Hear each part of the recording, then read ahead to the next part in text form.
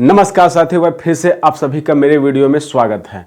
आज हम बात करेंगे हॉर्मुज स्ट्रेट बंद होने से भारत पर क्या प्रभाव पड़ रहा है, क्या होती है एलपीजी, क्या होती है एलएनजी, सीएनजी और ये हमारे घरों तक कैसी आती है, इंडिया में इसका कितना % उत्पादन होता है, बाहर से कितना आता है और पर डे भारत में कितना खर्च होता है, इन सब बारे में बात करेंगे। तो सबसे पहले जान लेते हैं कि ये पर डे कितना यूज होता है इंडिया में, इसकी खपत कितनी होती है। तो वैसे पर ईयर जो है 30 मिलियन टन की खपत है पूरे भारत में। अगर हम पर डे की बात करें तो 80,000 से 85,000 टन पर डे होता है। अगर हम इसको सिलेंडर में बात करें, जैसे एक सिलेंडर में 14.2 kg अब गैस आता है एलपीजी, और अगर इसकी बात करें तो लगभग 5 से 6 करोड़ सिलेंडर पर डे की खपत है।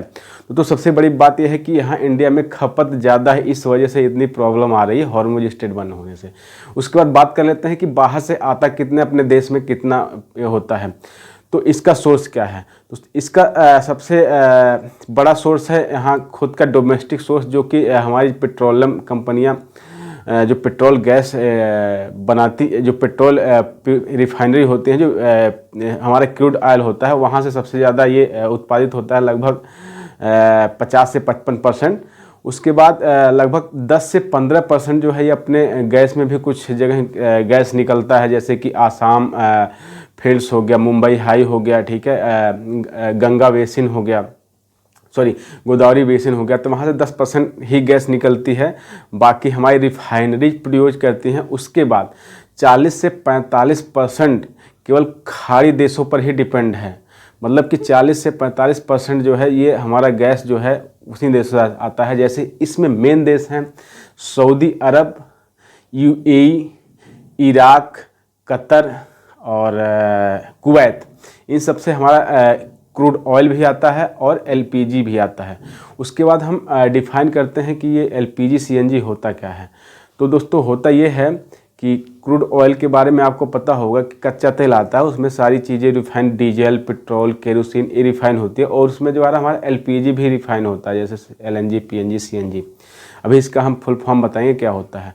तो ये लगभग 40 से 45% रिफाइनरी होकर जो है हमारे घरों तक पहुंचती हैं, ये कंपनियां रिफाइन करती है। बट अभी क्रूड ऑयल आ नहीं रहा है, इस वजह से क्या हो रहा है, सिलेंडरों में कमी हो रही है, इस वजह से नहीं मिल पा रहा है। उसके बाद दूसरा ये है कि वहाँ से हमारी एलपीजी जो है, जैसे इराक से और कतर से आती है, वहाँ जो एलपीजी आती है बिल्कुल वो प्योर आती है, उसमें कुछ करने की ज़रूरत नहीं होती है, वो 40 से 45% आती है।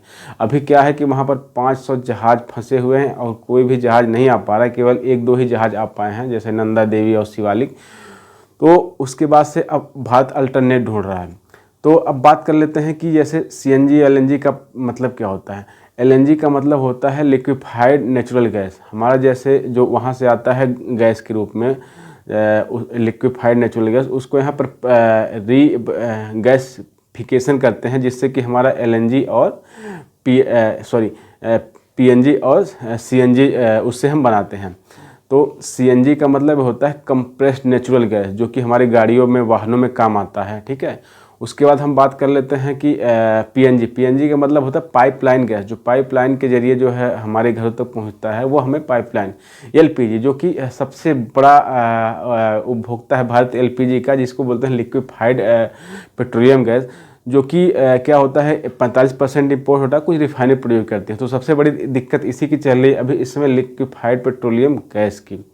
और इसके साथ साथ सभी की दिक्कत है, लेकिन क्योंकि ये रसोई से मामला जुड़ा हुआ है, इस वजह से इसकी सबसे ज़्यादा दिक्कत हो रही है। तो आपको अंतर समझ में आ गया होगा कि एलएनजी का मतलब क्या होता है। एलएनजी का मतलब वो होता है जो हम गैस वहाँ से लाते हैं, उसको गैसिफिकेशन करते हैं, ठीक है।